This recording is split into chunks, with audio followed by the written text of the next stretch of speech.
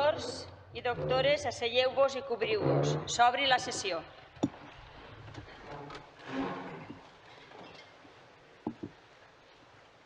La senyora secretària general llegirà l'acta de nomenament com a doctor honoris causa del doctor Fabián Salvioli. Moltes gràcies, senyora rectora. Acta de nomenament de doctor honoris causa a favor del professor doctor Fabián Omar Salvioli. A la ciutat de València, a les 9 hores del dia 23 de juliol de 2024, a la sala de juntes del rectorat de la Universitat de València, sota la presidència de l'excel·lentíssima senyora rectora magnífica Maria Vicenta Mestre Escrivà, es constituïx el Consell de Govern per deliberar i decidir, entre d'altres, el punt de l'ordre del dia que motiva aquesta acta. El Consell de Govern té coneixença de la proposta de nomenament de doctor honoris causa a favor del professor doctor Fabián Omar Salvioli, formulada pel Consell de l'Institut Universitari de Drets Humans de la Universitat de València, amb les adhesions de diverses personalitats i institucions internacionals i nacionals, així com de la Facultat de Dret de la Universitat de València, i compta amb l'informe preceptiu favorable del Comitè de Direcció de l'Escola de Doctorat. Després d'una exposició detallada de rellevants mèrits acadèmics i científics que concorren en la persona del doctor Fabián Omar Salvioli, es destaca que és una figura universitària eminent i compta amb una projecció nacional i internacional de més de 30 anys dedicat a l'ensenyament universitari en dret internacional, relacions internacionals i en el camp dels drets humans, així com en la participació en organitzacions no governamentals i òrgans internacionals de tutela de drets humans en el pla regional i mundial. Per exemple, entre 2009 i 2016 va ser membre del Comitè de Drets Humans de l'Organització de les Nacions Unides i el seu president en el període 2015-2016. En l'any 2016 va estar elegit per aclamació com a president de la reunió anual de presidents d'òrgans de tractats de drets humans de les Nacions Unides. Des de 2018 a 2024 va ser relator especial de l'Organització de les Nacions Unides sobre la promoció de la veritat, la justícia, les reparacions i les garanties de no repetició. A més, el doctor Salvioli, des de 1993, ha tingut amb la nostra universitat una col·laboració molt estreta, participant en nombroses activitats. Per tant, el Consell de Govern, tot atenent les raons exposades, acordà nomenar-lo doctor honoris causa per la Universitat de València. Així mateix, va acordar que la solemnitat acadèmica de la investidura d'aquest grau honorífic tinga lloc en el seu dia d'acord amb el cerimonial que disposa el tradicional protocol d'aquesta universitat. La qual cosa, tot complint l'acord pres i perquè així conste, es consigna en la present acta que, amb el vistiplau de la rectora i com a secretària general i fedatària de la universitat, es tengui signe per triplicat a València el 4 de juny de 2025. Gràcies. Moltes gràcies. La comissió de senyors doctors i senyores doctores designada a l'efecte acompanyarà al doctor que a continuació serà investit honoris causa per la Universitat de València.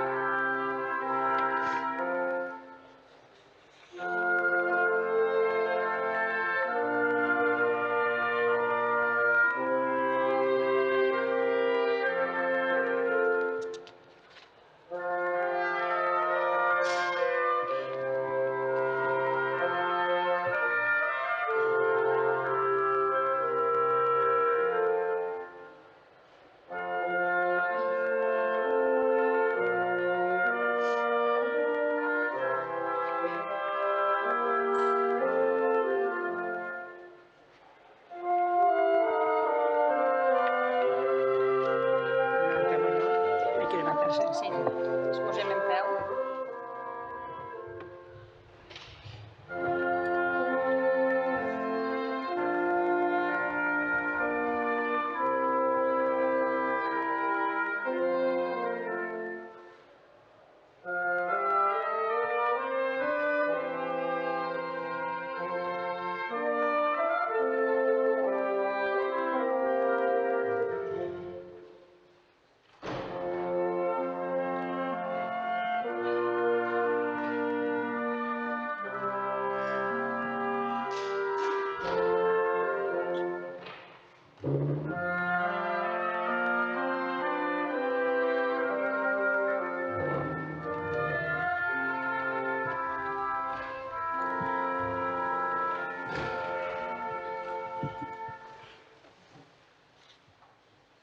A continuació, el doctor Javier de Lucas Martín té la paraula per presentar al doctor Fabián Salvioli.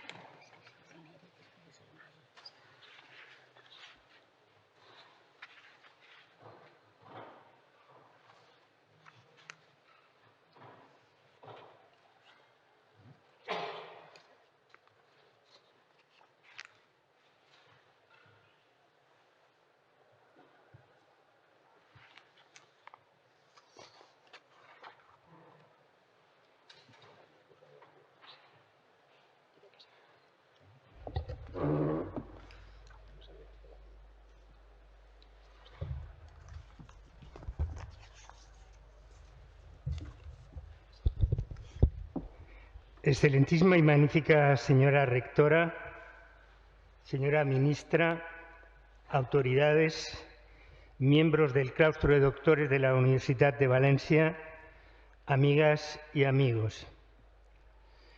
Parece aconsejable comenzar esta laudatio por el principio, y en el principio estuvo el copadrino de esta investidura, mi amigo y compañero, el doctor Luis Jimena, quien tuvo la iniciativa de dirigirse al director del Instituto de Derechos Humanos, el doctor José García Añón, hoy ausente por un compromiso internacional del Instituto en Londres, y también a quien suscribe para que nuestro instituto propusiera el nombramiento del profesor Fabián Salvioli como doctor honoris causa de nuestra universidad.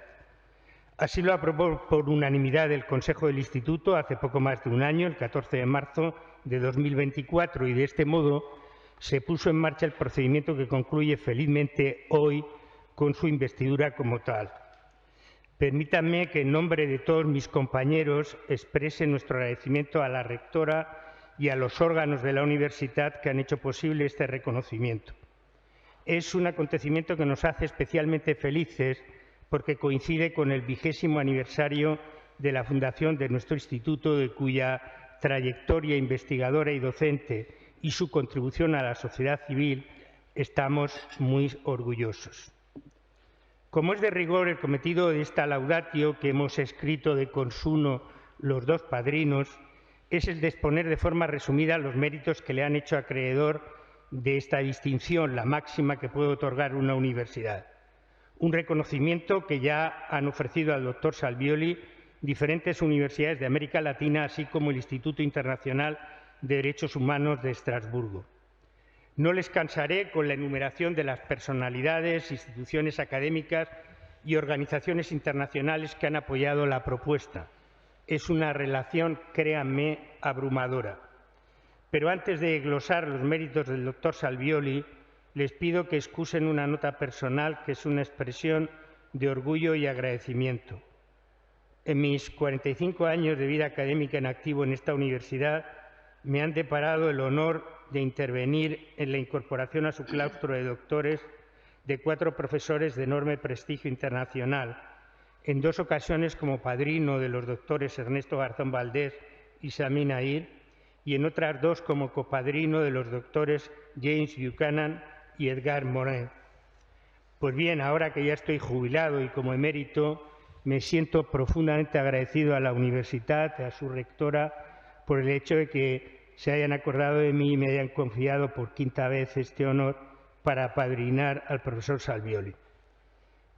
De entrada destacaré algo que singulariza a nuestro nuevo doctor. Fabián Salvioli reúne dos características que no son nada frecuentes en la misma persona. Junto a su perfil intelectual y académico, tiene una amplia y muy relevante experiencia de trabajo en organismos internacionales de defensa de los derechos humanos.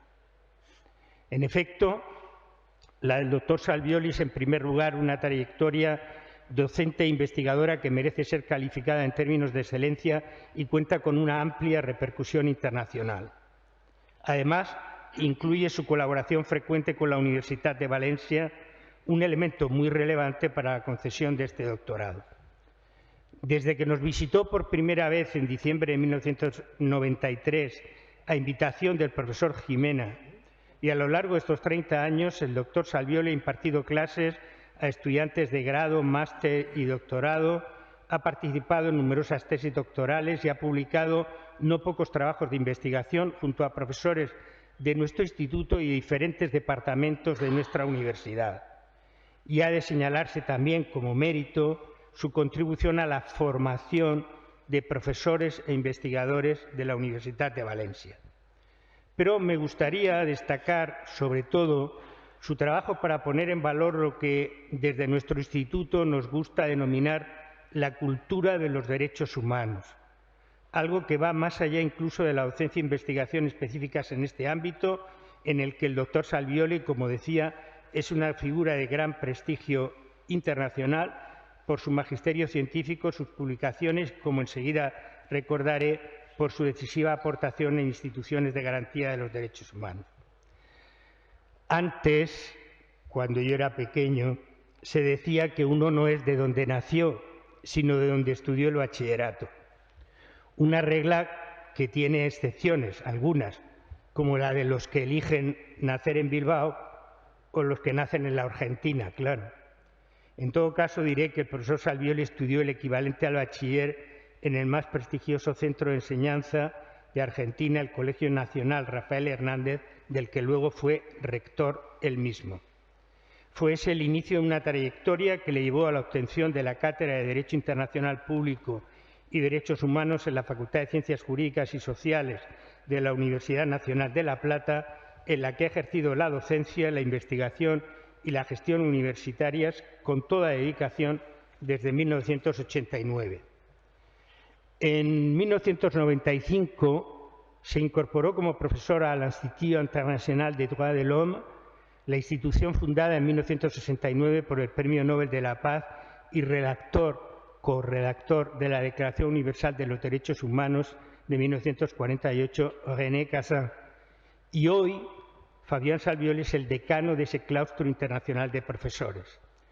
Precisamente hace ahora un año, en julio del año pasado, en la sede del Ayuntamiento de Estrasburgo, en una ceremonia especial, se entregó a Fabián Salvioli la medalla de honor y el diploma honoris causa de ese instituto para coronar con esas distinciones, cito, su recorrido excepcional en favor de los derechos humanos, sus numerosos compromisos académicos y científicos, tanto en la universidad como en las Naciones Unidas, reconociendo así a un amigo fiel que ha dedicado su vida a la enseñanza y a la defensa de los derechos humanos. Fin de la cita. Desde 1999 es también director del Instituto de Derechos Humanos de la Universidad Nacional de La Plata, que se ha consolidado como institución de referencia en el ámbito iberoamericano. Además, ha participado durante años como docente y formador del Instituto Interamericano de Derechos Humanos de San José de Costa Rica. Ha impartido centenares de conferencias y participa en programas de maestría y doctorado en diferentes universidades de varios continentes, así como en instituciones públicas nacionales e internacionales dirigidas a un destinatario muy amplio, desde estudiantes a especialistas, altos funcionarios o, por ejemplo, responsables de comunidades indígenas. En lo que atañe al impacto de su obra científica, que cuenta con más de 200 publicaciones, quiero destacar algunos trabajos que sintetizan, a mi juicio, el hilo conductor de su obra. Me refiero a la tesis central con la que trata de responder a los desafíos actuales de internacionalización del derecho constitucional, una propuesta que se orienta hacia un constitucionalismo universal marcado por la ambición de un cosmopolitismo jurídico que no ignore el respeto a la pluralidad, un objetivo que se puede apreciar ya en su ensayo de 1995, La Constitución de la Nación Argentina y los Derechos Humanos, un análisis a la luz de la reforma de 1994. En esa tarea, el doctor Salvioli ha destacado por su capacidad para articular estrategias y respuestas pedagógicas para la difusión de la cultura de los derechos humanos en los ámbitos formales e informales de educación, como ejemplifica su monografía La Universidad y la Educación en el siglo XXI, los derechos humanos como pilares de la nueva reforma universitaria, publicada en 2009 por el Instituto Interamericano de Derechos Humanos de San José de Costa Rica. La misma tesis de cosmopolitismo jurídico que tiene en su centro los derechos humanos es la que encontramos en otras obras más recientes, como su tratado Introducción a los Derechos Humanos, Concepto, Fundamentos, Características, Obligaciones del Estado y Criterios de Interpretación Jurídica, publicado aquí en Valencia por la editorial Tirant, o también el Sistema Interamericano de Protección de los Derechos Humanos, Instrumentos, Órganos, Procedimientos y Jurisprudencia, publicado asimismo en 2020 por el Instituto de Estudios Constitucionales del Estado de Querétaro. Por último, mencionaré otro tratado, de nuevo en una editorial valenciana, Tirant, bajo el título La Edad de la Razón, el rol de los órganos internacionales de protección de los derechos humanos y el valor jurídico de sus pronunciamientos. A juicio de muchos de nosotros, esta última obra que refiero es un verdadero compendio de su manera de entender y explicar la exigencia de dignidad inherente a toda persona a través de la imbricación permanente de normas y realidad, en suma, de la efectividad del derecho internacional de los derechos humanos. Una llamada exigente y muy bien argumentada para que los legisladores y los tribunales nacionales tengan en cuenta esos pronunciamientos de los organismos internacionales de Naciones Unidas para la protección de los derechos humanos.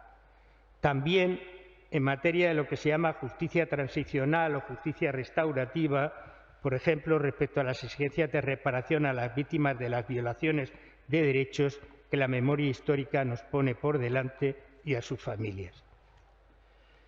Pero he hablado de un segundo rasgo del perfil del doctor Salvioli, que valoramos especialmente desde el Instituto y que, con la decisión de la Universidad de Valencia de otorgar este reconocimiento, transmite desde la universidad un mensaje que creo que trasciende los límites de lo académico y las fronteras de nuestra comunidad valenciana, incluso de España y de Europa.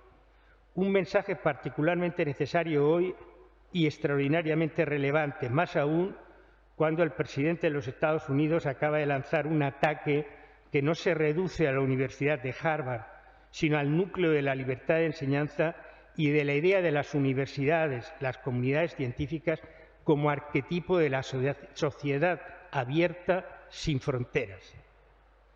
Queridos amigos, no hace falta que les recuerde que hoy asistimos a lo que el canciller Scholz, en un discurso ante el Bundestag poco después de la invasión de Ucrania por Rusia, denominó un Zeitenwende, un punto de inflexión histórico que nos sitúa ante el riesgo del fin de un proyecto que me atrevo a considerar no solo jurídico y político, sino incluso civilizatorio, apoyado en la universalización de los derechos humanos y en la arquitectura institucional de la Organización de las Naciones Unidas, desplegada entre 1945 y 1998. Un proyecto que aspiraba a construir un orden global multilateral y del que parecía participar también, de modo destacado, la propia Unión Europea. Hoy, potencias como Rusia y China, es verdad que en distinta medida, tratan de imponer una alternativa a ese modelo civilizatorio. Lo que es más grave, desde hace unos meses, inopinada y desgraciadamente, también impugna ese proyecto la administración norteamericana del presidente Trump, que no parece conocer otra regla que la de la fuerza y el sometimiento a su muy peculiar interpretación de la lógica del mercado, al servicio en realidad de sus propios negocios y de los beneficios de las empresas multinacionales que parecen pilotar esa contrarrevolución.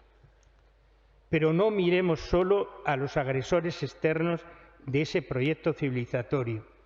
También nosotros, los europeos, contribuimos a su deterioro. Nosotros, los europeos, que presumimos orgullosos de ser el núcleo de los países civilizados, asistimos entre la indiferencia y la impotencia a la barbarie y las muestras de salvajismo que supone la masacre de millares de niños, de mujeres y de hombres inocentes en Gaza, bajo las bombas, el asedio de hambre, la crueldad y los crímenes de guerra contra la humanidad perpetradas por el gobierno Netanyahu. Dejo al verdadero experto, al profesor Salvioli, comentar quizá estos aspectos. En todo caso, es una actuación salvaje que continúa hoy, 2 años después de los execrables atentados terroristas de Hamás y del crimen que supone mantener todavía secuestrados a rehenes de cuya vida no se sabe nada, en abierta violación de los principios básicos del derecho internacional. Para mí es un orgullo que la Universitat de Valencia, tras solicitar un dictamen de nuestro instituto, se pronunciara públicamente en defensa de la legalidad internacional y de las medidas para presionar a favor de esa legalidad. Es una muestra de dignidad, la misma que acreditó también, a mi juicio, en solitario el alto representante Borrell, la misma que han reivindicado casi en solitario, debo decirlo, los gobiernos de España e Irlanda en medio de la abrumadora inacción europea. Pero eso no es todo. ¿Cómo podemos seguir calificándonos de civilizados ante nuestra indiferencia ante hambrunas que diezman poblaciones en Somalia o Sudán, o nuestro escándalo de boquilla ante la infamia del régimen talibán contra las mujeres? ¿Quién en los años venideros aceptará llamar civilizados a los gobiernos de la Unión Europea que ahondan en lo que se ha calificado, a mi juicio con razón, de necropolítica, las políticas migratorias y de asilo que elevan muros y montañas de dificultades frente a las decenas de miles de personas, millones de personas, que se ven obligadas a una movilidad forzosa tantas veces letal? ¿Cómo de civilizados pretendemos ser cuando tratamos en condiciones de semiesclavitud a las mujeres inmigrantes que se ocupan de lo mejor que tenemos, nuestros hijos, nuestros ancianos, nuestros hogares, regateándoles derechos elementales? ¿Qué civilización hay en nuestro ignominioso trato a menores extranjeros a los que estigmatizamos como delincuentes, como mercancía en la lucha partidista, en abierta violación de nuestras obligaciones jurídicas como signatarios de convenios internacionales y como acaba de recordar el Tribunal Supremo al evocar las obligaciones en materia de protección de los menores de edad solicitantes de protección internacional? Pues bien, nuestro nuevo doctor se ha distinguido por su trabajo en defensa de ese proyecto civilizatorio que hoy amenaza de quiebra, y lo ha hecho con la prudencia del análisis riguroso, lejos de la demagogia, propio de la mejor investigación jurídica, y también con la firmeza de las convicciones y principios que hacen del reconocimiento de los derechos una exigencia irrenunciable y no una opción ingenuamente buenista. Así, Fabián Salvioli ha compatibilizado siempre el ejercicio de su profesión y vocación universitarias con su dedicación a la defensa en la práctica de los derechos humanos desde sus responsabilidades en diferentes organismos internacionales y con su apoyo a organizaciones de la sociedad civil que luchan por los derechos y con ello por ese proyecto civilizatorio, siguiendo el lema del gran jurista Jhering, que es también el de nuestro Instituto de Derechos Humanos de la Universidad de Valencia. Escribió Jhering: nunca ningún derecho fue conseguido sin lucha.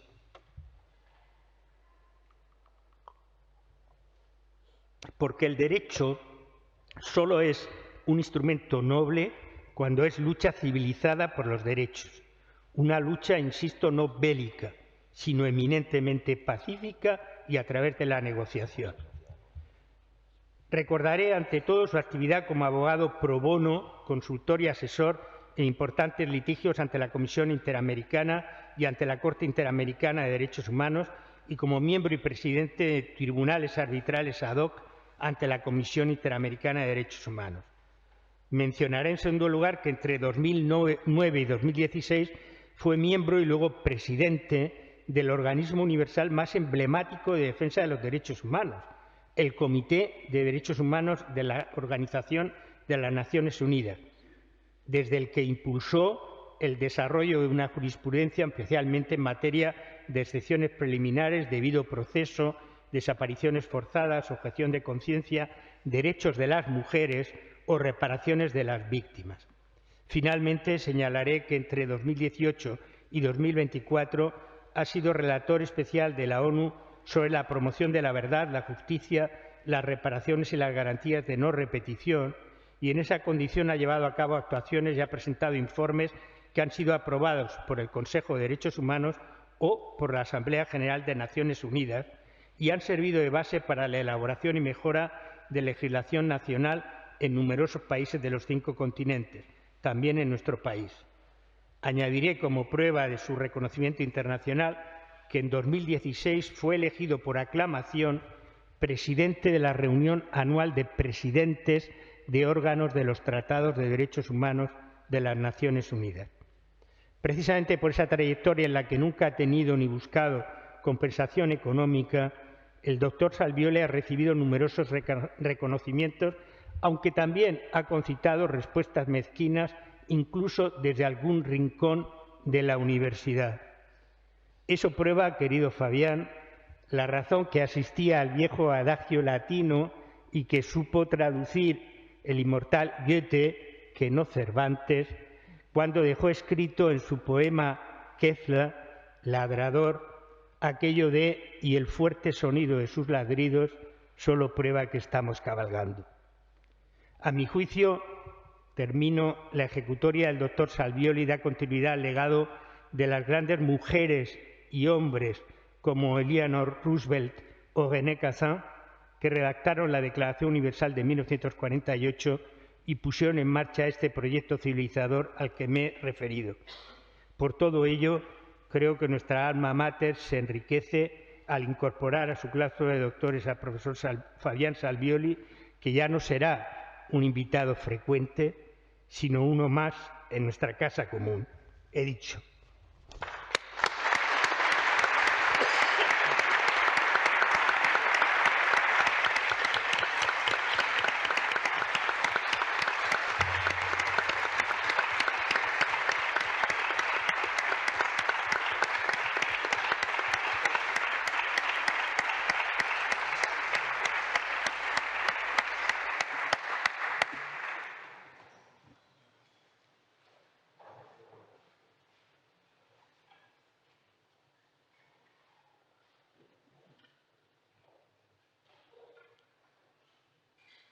Moltes gràcies, doctor De Lucas, per la magnífica laudatio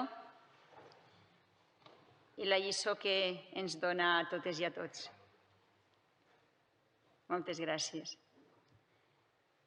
Tot seguit, investirem solemnement com a doctor honoris causa al doctor Fabián Salvioli.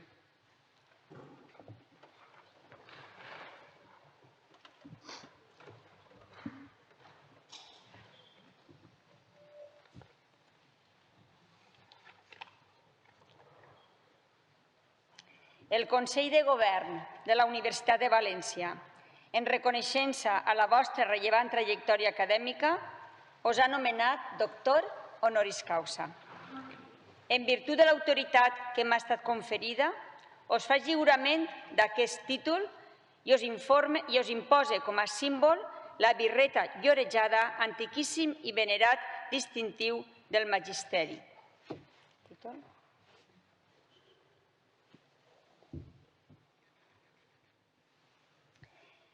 Porteu-la com a corona dels vostres estudis i mereixements.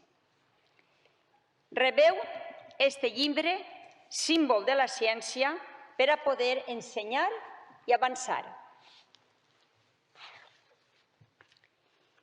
I que aquest siga per a vos significació i advertiment que, per més gran que fora el vostre ingeni, haveu de retre obediència i veneració a la doctrina dels vostres mestres i predecessors. Rebeu l'anell que l'antiguitat tenia costum de lliurar en aquesta cerimònia com a emblema del privilegi de signar i segellar els dictàmens, les consultes i les censures escaient a la vostra essència i professió. Rebeu també aquests guants blancs, símbol de la puresa que han de preservar les vostres mans. Són signes els uns i els altres de la distinció de la vostra categoria.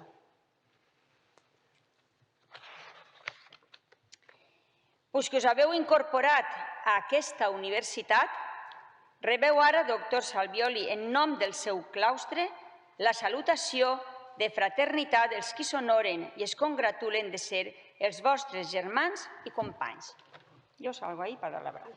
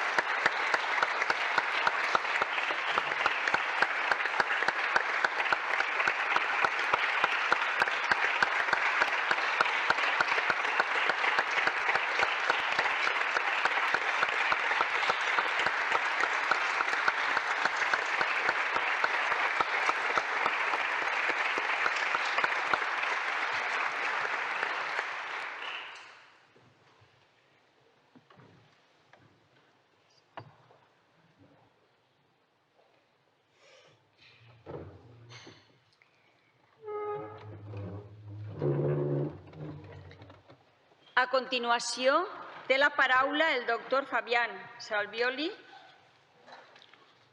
per a la seva lliçó.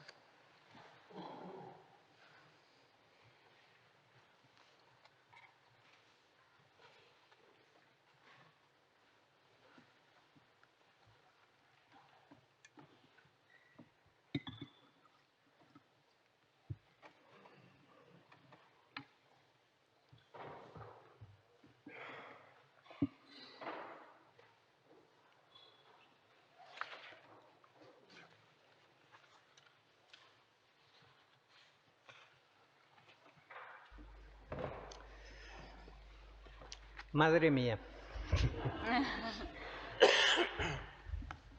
Magnífica excelencia, María Vicenta Mestre, es para mí un altísimo honor recibir este título de sus manos, la primera mujer elegida rectora de la Universidad de Valencia, esta casa de estudios que comenzó a funcionar nada menos que en el siglo XVI y devino, claro, una de las más importantes del mundo.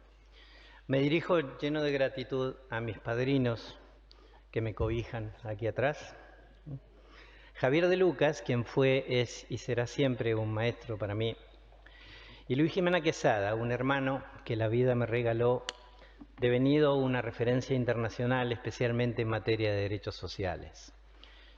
Extiendo mi agradecimiento afectuoso a profesores y profesoras que integran la distinguida comisión académica, personas que conozco de hace tanto tiempo, y a quienes apoyaron la iniciativa desde diferentes claustros universitarios de España.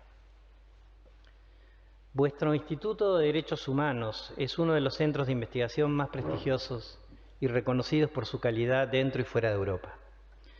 Genera mucho orgullo que haya sido el espacio orgánico que cobijó y aprobó la propuesta. Me reconozco en su fundador, en sus autoridades, en las mujeres y hombres que lo integran. Les admiro y les quiero profundamente. Me distingue la presencia en este histórico paraninfo de la señora Diana Morant, ministra de Ciencia de España, autoridades universitarias, integrantes del Consejo de Gobierno y Consejo de Administración, colegas, profesores y profesoras, amigos, amigas, que junto a quienes siguen la ceremonia en otras latitudes, abrigan mi corazón. Acepto con emoción y sentido de la responsabilidad en igual dimensión integrar formalmente desde hoy el prestigioso claustro de profesores y profesoras de la Universidad de Valencia, algo que ni siquiera soñé aquel día que atravesé sus puertas para dar mi primera conferencia en España, hace ya 32 años.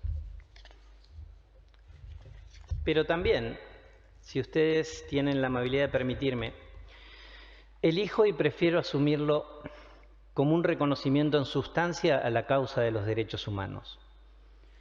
Y además, subjetivamente colectivo, que incluye a las personas que me enseñaron las disciplinas que ejerzo, veo allí algunos, y otras que con ejemplo y ternura me han inculcado el humanismo, comenzando por mi padre, que fue la demostración más abrumadora que he conocido de lo que significa predicar con el ejemplo. Asimismo, este reconocimiento corresponde a quienes integraron junto a mí y fueron staff de las instituciones internacionales en que me he desempeñado funciones o enseñado, el Comité de Derechos Humanos, la Relatoría Especial en Naciones Unidas, y mis colegas de ruta en el Instituto Interamericano de Derechos Humanos, el Instituto Internacional de Derechos Humanos, el Instituto Berg, cuyo director está aquí también presente, y el Instituto Internacional de Responsabilidad Social y Derechos Humanos.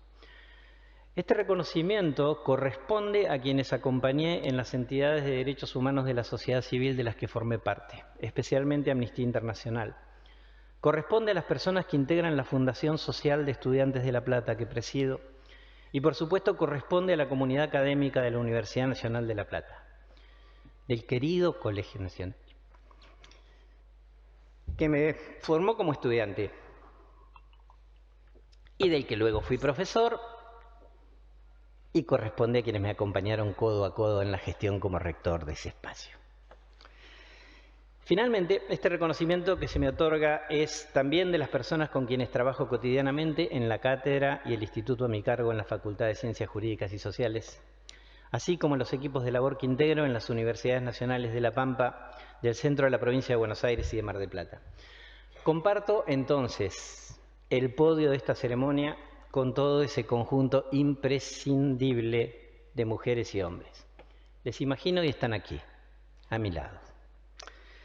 Comenzaré, con vuestra venia, de inmediato la laudatio, la disertación que me es requerida para este acto de investidura, y pido que desde ahora se cuenten los 20 minutos que me han sido otorgados.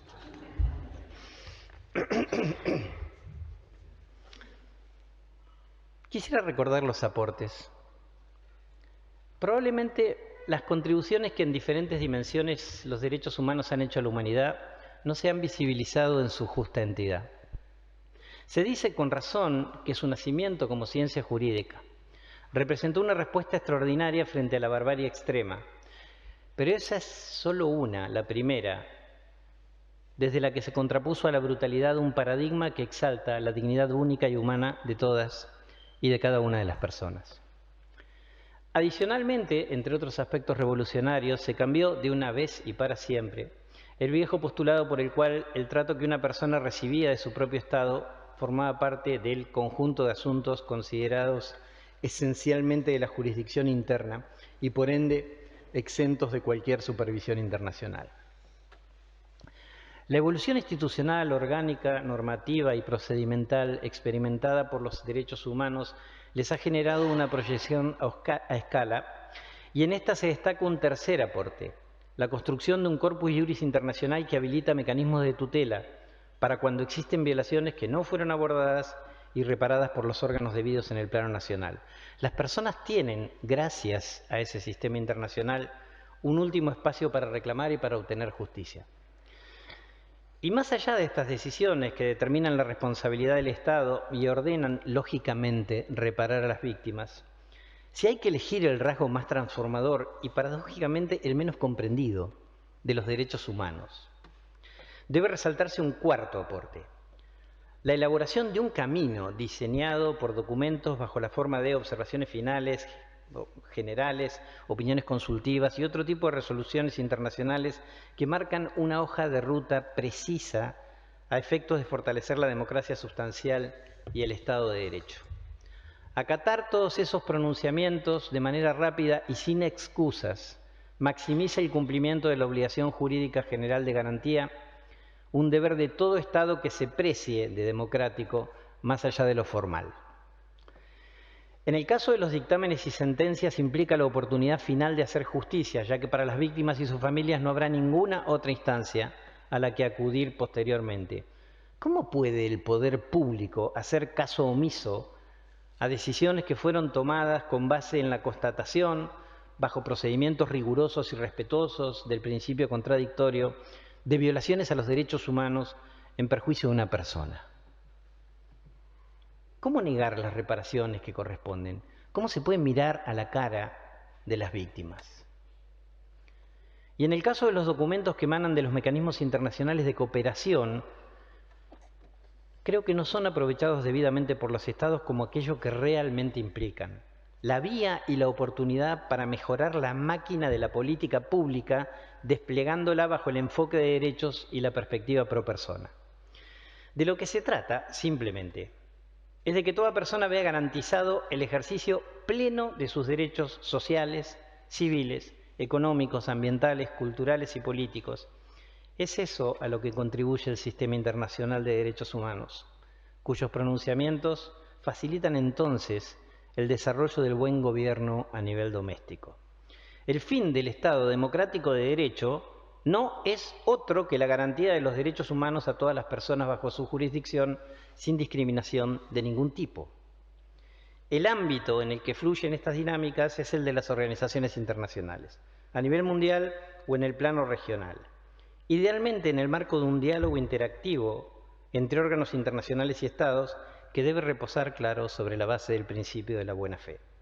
La lógica del sistema internacional es, bajo ciertos mecanismos de monitoreo, ayudar a que los Estados desplieguen medidas que garanticen efectivamente el disfrute de los derechos, prevengan al mismo tiempo la ocurrencia de violaciones y, adicionalmente, por el mecanismo de examen de casos individuales, los órganos actúan frente a denuncias de vulneraciones de derechos para que, en caso de ser constatadas, el Estado responsable restituya los derechos cuando ello es posible y repare integralmente a las víctimas y sus familias. Este sistema civilizado y civilizatorio, construido pacientemente a través del multilateralismo y la búsqueda de consensos regionales, se encuentra hoy en alto riesgo. Entre otros factores, el desencanto social con la política tradicional ha provocado el ascenso de discursos populistas, autoritarios y discriminatorios, haciendo política desde un supuesto posicionamiento antipolítico. Fue abierta la caja de Pandora y de ella emergieron monstruos que parecía estaban extinguidos, pero se encontraban en estado de latencia, esperando su oportunidad. La mano que quitó el candado fue múltiple, entre ellas la falta de credibilidad debido a los dobles estándares frente a hechos igualmente aberrantes, dependiendo de quiénes los cometen o quiénes son las víctimas, y especialmente el espectáculo bochornoso de clases políticas a lo largo de los años anquilosadas en el poder, abusando de privilegios y cambiando el deber de servicio público por la práctica de servirse de lo público. La corrupción impacta siempre dramáticamente de forma negativa en el cumplimiento de los fines del Estado democrático y viola el derecho humano de las personas y la sociedad a la transparencia en las políticas públicas. Así, progresivamente, las facciones antiderechos fueron adquiriendo adhesión y apoyo de las poblaciones, hasta convertirse en fuerzas políticas que ya han llegado al poder en algunos países y ciertas regiones, participan de gobiernos de coalición en otros y ocupan buen número de escaños parlamentarios a nivel interno e incluso en organizaciones internacionales que, por cierto, detestan e intentan deslegitimar desde adentro, socavando los fines que motivaron su creación. Se presentan bajo diferentes signos políticos, pero tienen mucho en común, especialmente un comportamiento violento y disruptivo y el ataque frontal a los derechos humanos y a sus mecanismos de tutela. La agenda de la política pública doméstica es subvertida, con una batería de medidas regresivas y antiderechos. Y en cuanto a la arena internacional, el mundo asiste a agresiones armadas, hechos terroristas, crímenes de guerra, crímenes contra la humanidad, limpieza étnica y hasta genocidios practicados a plena luz del día frente a una sociedad global, en una parte anestesiada e indiferente y en otra deambulando entre la perplejidad y la impotencia. Y a quienes se animan a levantar la voz contra dichas atrocidades, se les persigue sin piedad. Son blanco predilecto de discursos furibundos y en muchos casos objetos de actos violentos y de represalias. De esta manera se pretende no solamente callar sus voces, sino aleccionar, disciplinar y generar sumisión en el resto de la sociedad. Se ha moldeado al enemigo, tal y como lo hizo el nazismo hace casi un siglo, antes de perpetrar el Holocausto. Ahora esa labor se lleva a cabo con el apoyo de una maquinaria asentada en redes sociales que funcionan sin control, favorecen el anonimato y con ello la impunidad. El enemigo fue declarado culpable, sin derecho a la defensa, no como resultado de un proceso de reglas equilibradas, sino por medios inquisitivos, a fuerza de discursos discriminatorios, prejuicios, estereotipos y mecanismos novedosos de alienación, consistentes en violencia verbal y simbólica, teatralización grotesca y exageración expresa al presentar posiciones, con permanentes gritos, insultos y descalificaciones y la utilización de una catarata de datos falsos y fake news propagadas en la Internet por un ejército de jueces sin rostro que actúan enmascarados al servicio del odio, acusando y condenando al mismo tiempo. Se presenta al enemigo como el responsable de todos los males que aquejan a la sociedad. Consecuentemente se llama a destruirlos sin miramientos ni compasión. Son las personas migrantes, la cosmovisión indígena, el feminismo, el ecologismo, las conquistas laborales y sociales que están tildadas y estigmatizadas como aberración histórica, la identidad de género, la empatía, la solidaridad, las causas justas, la no discriminación, y con ello se hace culpable a la propia noción de igual dignidad humana para todas las personas. La condena impuesta al enemigo es el destierro. Cual Ulises respecto de Ítaca, ya no podrá actuar ni volver a su terreno fértil, que es el campo de la política pública a nivel nacional e internacional. El enemigo tiene un nombre y apellido global: los derechos humanos. El propósito último, la nueva solución final, es borrar la civilidad alcanzada a lo largo de tantos años e instaurar en su lugar una forma contemporánea de feudalismo. Se reemplaza el conjunto de postulados axiológicos civilizatorios que fueron construidos dialogando por doctrinas que a los alaridos sostienen disvalores inversamente proporcionales. La idea de la comunidad internacional cede su lugar a la exacerbación de nacionalismos excluyentes, extremistas y xenófobos. El multilateralismo es derrotado por una lógica perversa de imposición, fuerza bruta y prepotencia. Y en cuanto a nuestra microaldea, aquella más íntima, la de la propia casa, se hace culto de la inmediatez, de los 140 caracteres como respuesta suficiente a todo, de la imagen que explica fuera de contexto y sin admitir pruebas en contrario. Se provoca una ilusión de comunicación colectiva, facilitada por las ventajas tecnológicas actuales, que esconde en realidad un escenario donde cada persona está encapsulada y encerrada en sí misma. La empatía y el sentimiento de que todo dolor ajeno nos es de algún modo propio claudican ante la invitación a asumir como único interés el yo y como máximo permitido la extensión del mismo hacia el círculo más cercano. Emerge un individualismo extremadamente egoísta e indiferente, prolija e intencionadamente edulcorado. Estamos en aislamiento y vivimos una pandemia caracterizada por la indolencia individual. El ánimo de lucro económico devino un único fin legitimado y bendecido, y para satisfacerlo no ha de haber reparos respecto de cualquier cosa que se interponga en el camino, sean personas, colectivos, pueblos indígenas o el medio ambiente. Se ha desatado intencionadamente una megapandemia de la maldad. Y el aislamiento en medio del entorno digital y ficticio construido nos conduce irreparablemente a la insensibilidad frente al despliegue de la crueldad y la deshumanización como política de Estado. Humanidad es un término precioso y tiene extrema riqueza. Merece detenerse un segundo allí. Como característica o cualidad, se refiere a aquellos aspectos distintivos que nos definen como seres humanos. Son de tipo biológico, cognitivo, emocional, social, cultural, e involucran nuestra capacidad de reflexionar sobre las interacciones para resolverlas éticamente. La persona humana sabe que existe y que las otras personas también existen. En el derecho internacional público hay una discusión en relación a si la humanidad puede ser considerada un sujeto, básicamente por la complejidad de la legitimación activa. ¿Quién representaría válidamente a la humanidad para actuar en su nombre?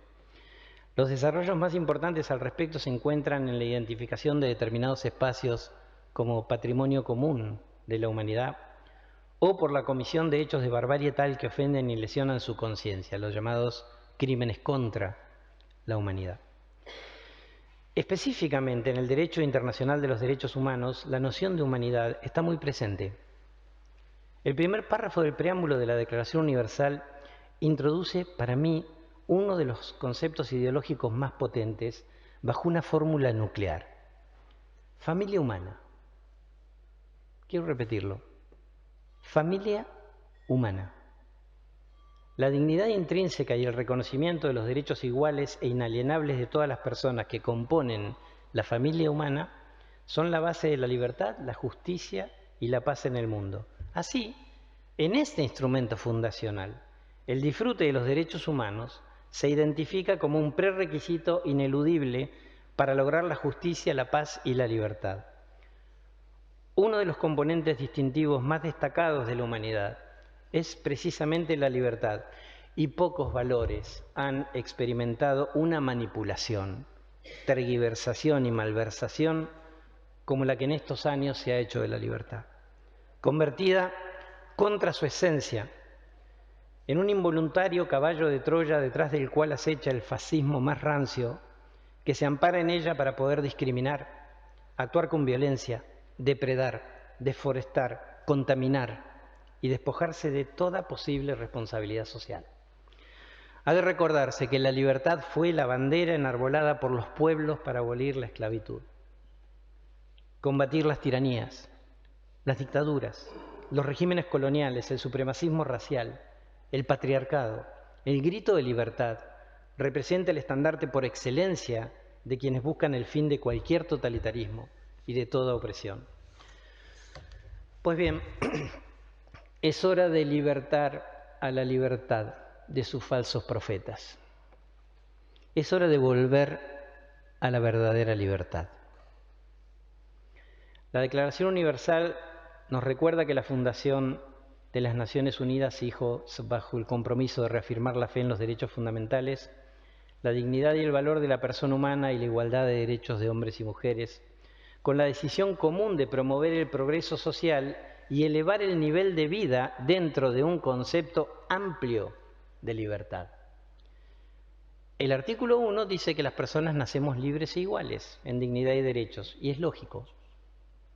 La libertad sin igualdad solamente legitima la imposición de quien detenta más fuerza y poder. Por eso, la libertad solo es tal y plena en una sociedad de iguales. La verdadera libertad es con todas las demás personas en igualdad. Vamos a hablar del retorno de Ulises a su Ítaca. No hay que buscar contrarreloj una vacuna que haga frente a la mega pandemia de maldad absoluta. Por suerte, ya está inventada. Y es el mejor legado que la ciencia jurídica ha hecho a la humanidad y para la humanidad. Los derechos humanos.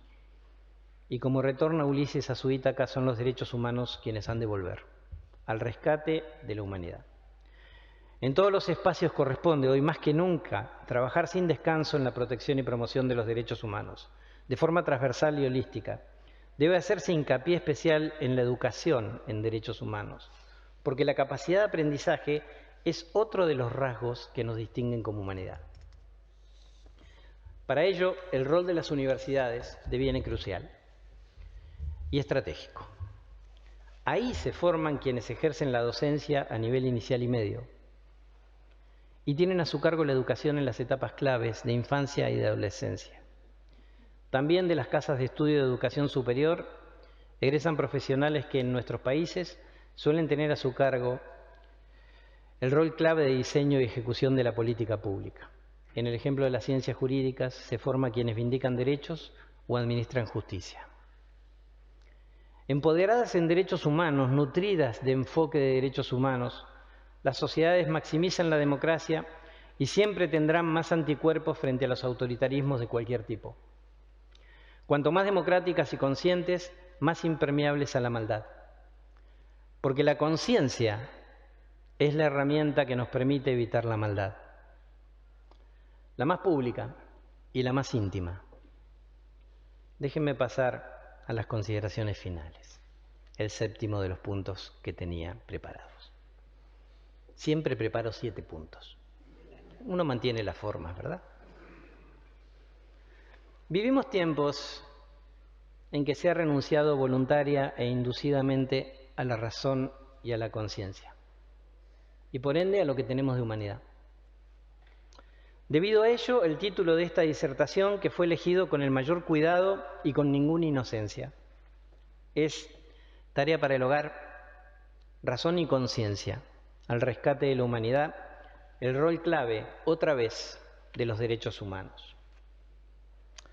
El artículo 1 de la Declaración dice que las personas nacemos libres e iguales en dignidad y derechos, y dotadas como estamos de razón y conciencia, debemos comportarnos fraternalmente las unas con las otras. La razón, cuyo ejercicio de pensar, examinar y evaluar y llegar a una conclusión frente a cada situación, es la que nos permite diferenciar el bien del mal. La conciencia, quien nos lleva a actuar en consecuencia de aquello que la razón nos ha indicado. La necesidad del rescate, que no solamente interpela el drama que viven hoy miles de personas migrantes, particularmente en el Mediterráneo, que se permite ver a poca distancia de este anfiteatro, sino también el de las personas pobres, las excluidas, las olvidadas e invisibilizadas en la mega pandemia de la maldad. La humanidad, como sujeto plural, diverso, rico y no excluyente de ninguna persona. Y finalmente, los derechos humanos, como herramienta indispensable, la más bella que yo conozco, para hacer justicia. Todo eso se ha definido en el título como la tarea para el hogar. Una frase tan llena de nostalgia, ¿verdad? Escolar.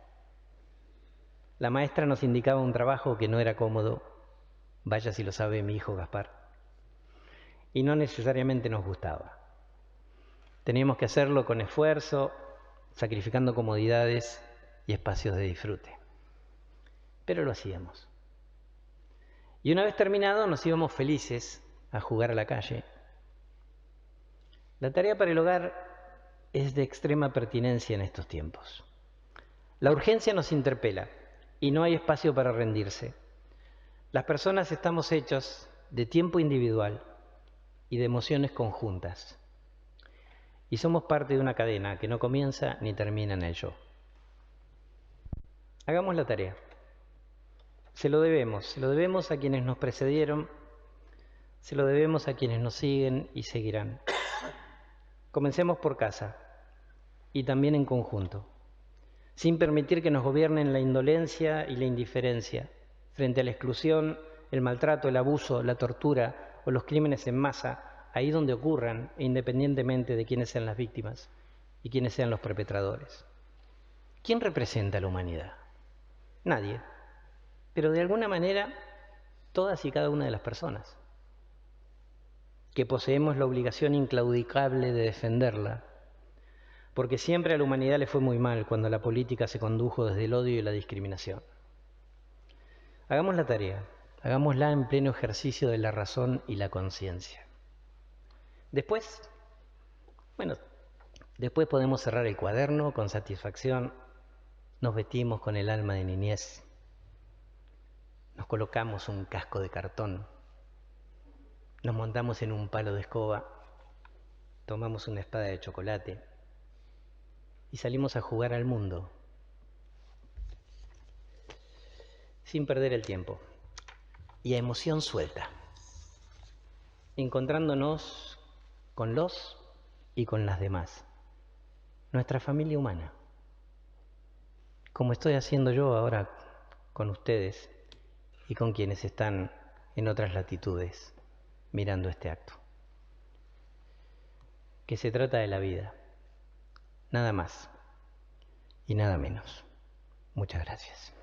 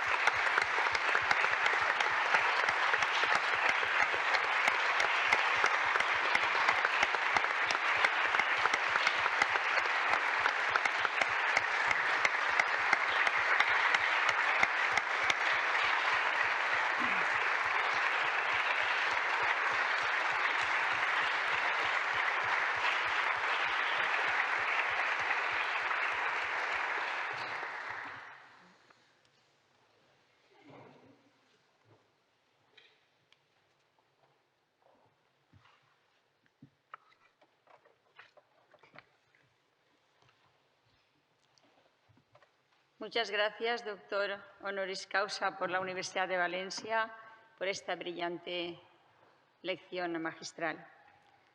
Muchas gracias. A continuació té la paraula la ministra de Ciència, Innovació i Universitats. Per favor, estimada Diana. Rectora magnífica de la Universidad de Valencia, estimada Mavi, profesor Fabián Salvioli, felicidades. Autoridades, comunidad universitaria, medios de comunicación, señoras y señores, muy buenos días. La verdad es que es un auténtico honor acompañarles hoy en este acto de investidura como doctor honoris causa de la Universidad de Valencia al doctor Fabián Salvioli.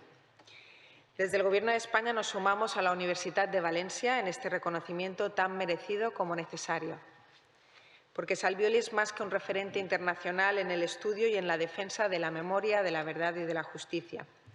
Es impulsor de una ciencia al servicio de la dignidad humana.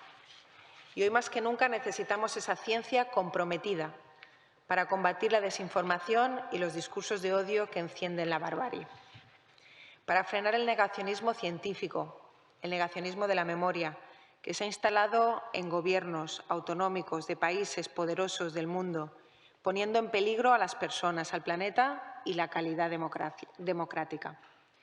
Frente a esa ola negacionista y reaccionaria, estamos actuando con valentía y firmeza. Hay que legislar, hay que invertir, hay que alzar la voz contra las injusticias y la vulneración de los derechos humanos. Hay que defender como nunca la ciencia como bien común, el talento científico e innovador como nuestro capital transformador más valioso, las universidades públicas como motor de desarrollo, de igualdad de oportunidades y de cohesión social. Y hay que defender también la verdad y la reparación como derechos y la memoria democrática como política de Estado. Este es el posicionamiento de España y de su Gobierno, un país que hoy es modelo de crecimiento económico, pero también de resistencia democrática en el mundo. Y este éxito colectivo se asienta en la inversión y apuestas sin precedentes por el talento, por el conocimiento, por la innovación, que se generan sobre todo en nuestras universidades públicas. Fabián Salvioli representa perfectamente todas esas fortalezas. Es talento al servicio de la sociedad y nos recuerda que la ciencia y la democracia se defienden con hechos y con políticas que cambian realidades. Cada una de sus reflexiones podría encabezar una lección magistral. Por ejemplo, cuando apunta que la memoria debe ser la memoria de las víctimas y que la palabra de las víctimas debe ser la prioridad. Una reivindicación justa que hoy es clamor, sin ir más lejos, en las calles de Valencia. Estimado y admirado Fabián, es un orgullo poder felicitarte en persona por este nombramiento y hacerlo aquí, en mi tierra, en una institución tan querida y tan valiosa por su sociedad, por la sociedad valenciana como la Universidad de Valencia. Sois, todos vosotros, rectora, la inspiración, la fuerza, la guía para seguir cuidando lo que tanto ha costado construir, nuestro estado de bienestar, nuestra democracia, que es un logro, no lo olvidemos, fruto del esfuerzo de quienes nos precedieron, llegando a sacrificar incluso su vida por una sociedad más justa e igualitaria. Y ahora no podemos consentir ni retrocesos ni repetición de errores que nos devalúan y nos devuelven a un pasado oscuro. Desde el Gobierno de España, siempre con el faro del conocimiento, estaremos a la altura de este tiempo complejo y de nuestras responsabilidades compartidas, protegiendo la ciencia, la memoria, garantizando el futuro y la democracia. Muchas gracias.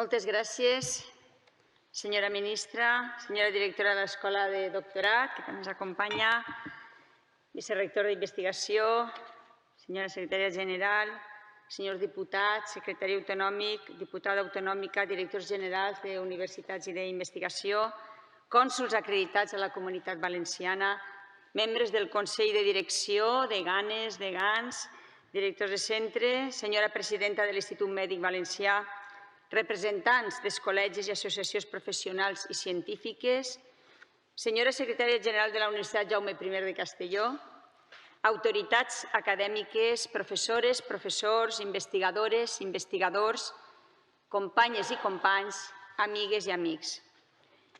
Benvingudes i benvinguts al Paraninf de la Universitat de València. És aquest espai, i ho hem reiterat en nombroses ocasions, és espírit d'activitat acadèmica de la nostra universitat al llarg ja de 526 anys d'història. Una magna sala construïda com a teatre acadèmic al segle XVII, remodelada al segle XVIII i des del segle XIX amb aquesta configuració espacial restaurada als segles XX en dues ocasions i a les primeries del nostre segle XXI. És un espai que estimem molt, però que requereix molt esforç de manteniment i de restauració. Això és un record també a la necessitat d'un finançament especial per a la Universitat de València.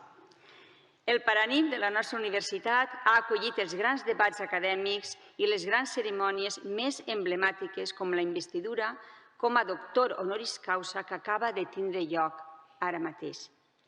És aquesta la més alta de les distincions acadèmiques que lliura la nostra universitat i a través del cerimonial històric que hem seguit hem procedit a la incorporació al nostre claustre de professores i de professors de la nostra universitat al doctor Fabián Salvioli, catedràtic de Dret Internacional Públic i Drets Humans a la Universitat Nacional de La Plata, Argentina, degà de l'Institut Internacional de Droits de l'Homme i de l'Institut de Drets Humans a la seva universitat. En la seva magnífica laudatio, el professor Javier de Lucas ha destacat l'excel·lència acadèmica i humana del nostre nou doctor honoris causa. Una investidura impulsada pel professor Luis Gimena amb el suport unànim de l'Institut de Drets Humans de la nostra universitat i amb el suport també de nombroses institucions acadèmiques i personalitats de l'àmbit internacional dels drets humans. El perfil científic del doctor Salvioli es complementa amb una trajectòria institucional de renom internacional, havent estat relator especial de l'ONU i president del seu Comitè dels Drets Humans. Els rellevants mèrits acadèmics que concorren en la persona del professor Salvioli han estat brillantment exposats pel professor Javier de Lucas, a qui agraeix haver assumit la responsabilitat de dur endavant la laudatio d'un intel·lectual a qui ell mateix ha situat en el llegat de Eleanor Roosevelt i René Cassin. Moltes gràcies, doctor Javier de Lucas. Siguen aquestes paraules també d'agraïment als padrins d'aquesta investidura, doctors Javier de Lucas i Luis Jimena, i a la comissió d'acompanyament integrada per els doctors i doctores Ángeles Solanes, María José Añón, Consuelo Ramón i el doctor Fernando Flores. Són aquestes figures l'apadrinament i l'acompanyament rellevants en el cerimonial tradicional que segueix una universitat d'arrel històrica com la nostra i a la qual el nou doctor no és aliè, ni tampoc és desconeixedor de la nostra universitat, que ha visitat en nombroses ocasions per fer-nos partíceps del seu magisteri. Com ha dit el professor de Lucas, i cite textualment, ya no será un invitado frecuente. El doctor Salvioli, bienvenido a la Universidad de Valencia, a su claustro de profesores y profesoras, que se enorgullece de contar con su magisterio. Muchísimas gracias por aceptar esta responsabilidad académica. Ahora ya forma parte del claustro de profesores, es uno más de esta histórica, pero también moderna universitat. Senyores i senyors, companyes i companys, enguany fa 40 anys que la nostra universitat va aprovar els seus estatuts. Uns estatuts que articularen la universitat pública, democràtica i moderna, que és la Universitat de València. Una universitat valenciana que es projecta sobre la realitat del seu territori, però que és una universitat també oberta al món, primera d'Europa en recepció d'estudiants Erasmus. Una universitat que sobre la fita històrica de la seva fundació del poder municipal en 1499 ha esdevingut el somni dels jurats de la ciutat, essent avui la segona de les universitats d'Espanya d'acord amb els rànquings més prestigiosos i situant-se entre les 50 millors d'Europa. Una universitat que va obrir les seues portes unificant les diferents escoles municipals que existien ja a València des del segle XIII, entre les quals es trobaven els estudis en lleis antecedents de l'actual Facultat de Dret, que amb orgull se situa com la primera de les universitats espanyoles en el seu àmbit de coneixement. Els estudis de lleis i els estudis de medicina configuraren inicialment aquesta universitat. En aquells estatuts que articulaven la nostra organització i presa de decisions, que ordenaven també la vida acadèmica, es desplegaven els principis constitucionals de llibertat d'estudis, d'investigació, llibertat de càtedra i autonomia universitària. I més enllà, esdevenien una clara declaració de la visió d'una universitat que havia estat creada per el nou Regne de València, per a la seva societat, els valencians i les valencianes, i per a les persones també dels regnes pròxims, segons es recull en la declaratòria municipal dels seus temps en relació a la nostra fundació. Aquesta visió a què ens referís és situar la nostra universitat al servei del desenvolupament intel·lectual i material dels pobles, de la pau, de la igualtat entre homes i dones i de la defensa ecològica del medi ambient, entre altres valors. Són el dret a un desenvolupament sostenible, a la identitat cultural i el dret a la part dels drets dels pobles i col·lectius dels denominats drets humans de tercera generació, entre els quals es troben els drets ambientals, com ara un medi ambient ja i ecològicament equilibrat, entre d'altres. Senyores i senyors, celebrem aquest acte d'investidura en el marc del 20è aniversari de la creació de l'Institut dels Drets Humans de la Universitat de València. Fa 20 anys, quan s'impulsà aquest prestigiós institut de recerca, iniciava el seu segon període de govern als Estats Units d'Amèrica el president George Bush, amb un programa de continuació de la guerra contra el terrorisme que s'articulava sobre la gran mentida de les armes de destrucció massiva. Perquè el segle XXI, cal recordar-ho, es va iniciar amb l'optimisme de l'efervescència tecnològica que avançava a un món més lliure, en una mena d'àgora digital. Així, en 2005, es va fundar YouTube, la plataforma que va transformar la cultura audiovisual digital global de la nostra universitat. però els atemptats de l'11S obriren un nou temps de terror, com el patit a Madrid i en el mateix any de la fundació de l'Institut, els atemptats terroristes a Londres. Era 2005 l'any en què Israel va evacuar colònies i forces militars en una retirada unilateral de la Franja de Gaza, un any després de la mort de Yasser Arafat i després de l'elecció de Mahmoud Abbas com a president de l'Autoritat Nacional Palestina. En aquest context global, Europa ampliava les seues fronteres i ampliava l'espai Schengen, mentre França i els Països Baixos rebutjaven la Constitució Europea. Avui, 20 anys després, la situació del genocidi a Gaza i la vulneració de drets humans a Ucrània ens han fet tornar a temps del passat segle XX, just quan els drets humans havien de ser una resposta a la barbàrie després dels crims de l'Holocaust de la Segona Guerra Mundial i esdevenien un sistema internacional de protecció, un corpus juris que permetia justícia front a la inacció nacional. I fonamental, els drets humans esdevenien normes orientadores per enfortir la democràcia i l'estat de dret. I en aquest sentit ha de ser motiu d'orgull la creació del Consell de Drets Humans de l'ONU, l'adopció a la Convenció sobre els Drets de les Persones amb Discapacitat, la Declaració de les Nacions Unides sobre els Drets dels Pobles Indígenes i la proclamació del Decenni Internacional per als Afrodescendents amb el tema Reconeixement, Justícia i Desenvolupament. Aquests avanços de les darreres 2 dècades han estat seguits ben de prop, objecte de reflexió, aportació i difusió pel nostre Institut de Drets Humans, esdevenint un referent en la promoció, la investigació i també la formació en aquest àmbit. És aquest acte i en aquest marc de celebració de l'aniversari de l'Institut en el qual procedeix a agrair el treball realitzat per totes les persones que han dirigit al llarg de les passades 2 dècades l'Institut de Drets Humans. En primer lloc, al catedràtic emèrit de la nostra universitat, promotor i primer director de l'Institut, el doctor Javier de Lucas, qui va establir les bases acadèmiques i de recerca de l'Institut des del seu lideratge. A la doctora María José Añón, qui va dirigir l'Institut i va consolidar les línies de recerca i va enfortir els programes de formació en drets humans.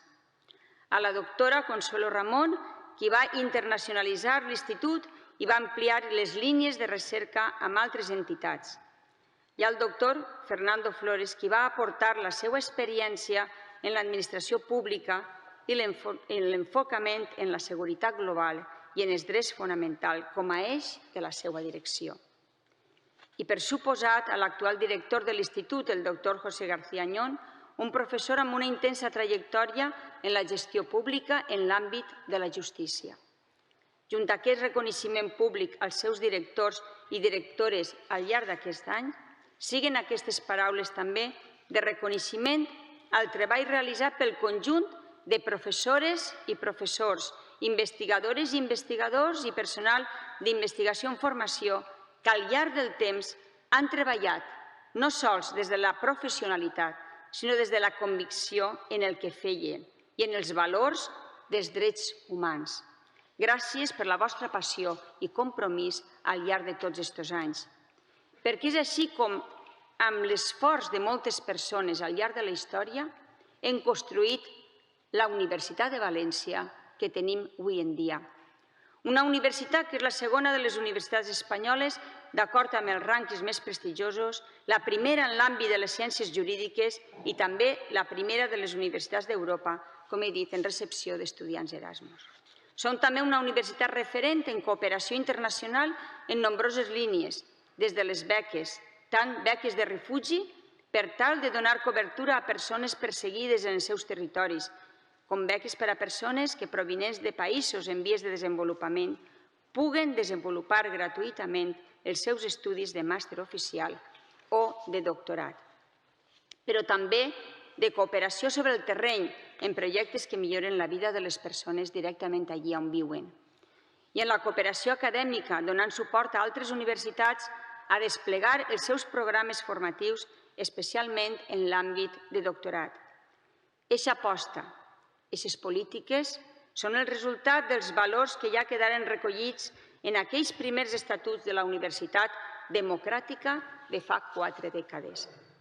Valors que avui en dia segueixen sent vàlids en la nostra universitat i que practiquem i posem en valor cada dia. Companyes i companys, amigues i amics, no seré jo qui faci avui un discurs sobre els avanços institucionals i normatius en matèria de drets humans.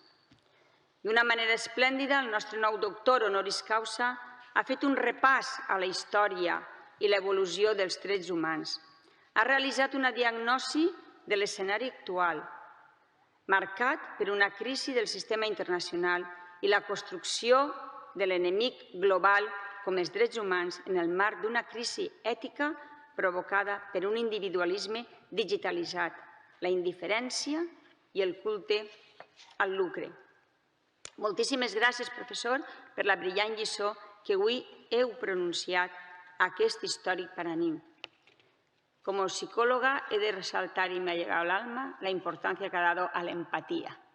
Sin empatía difícilmente podremos ayudar a los otros y podremos respetarlos. Muchas gracias.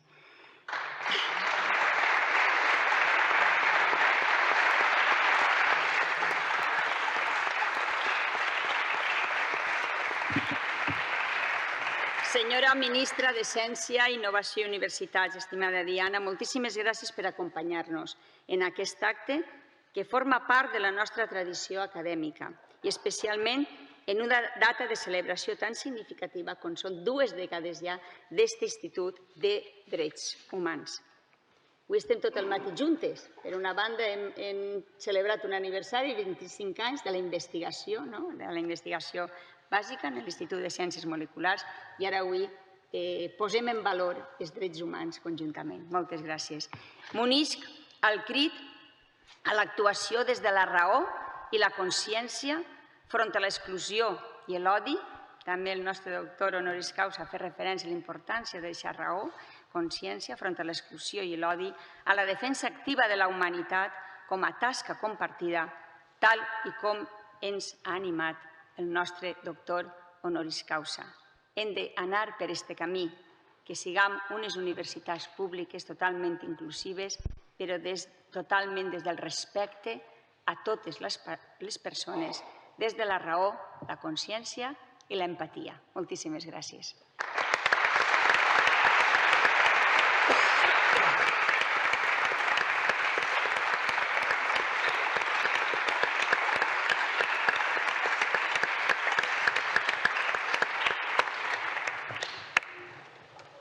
Ens posem en peu per a escoltar el Gaudeamus Igitur.